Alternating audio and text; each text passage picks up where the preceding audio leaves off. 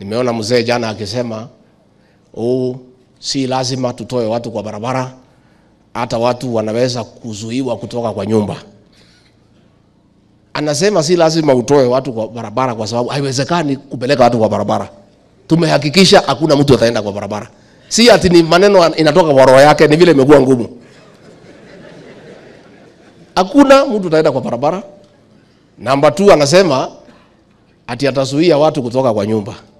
Hii Kenya hii ya William Ruto hii ati uzuie mtu kutoka kwa nyumba yake.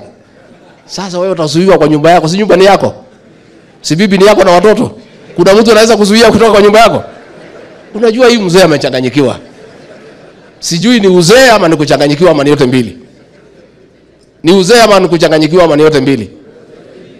Yote mbili.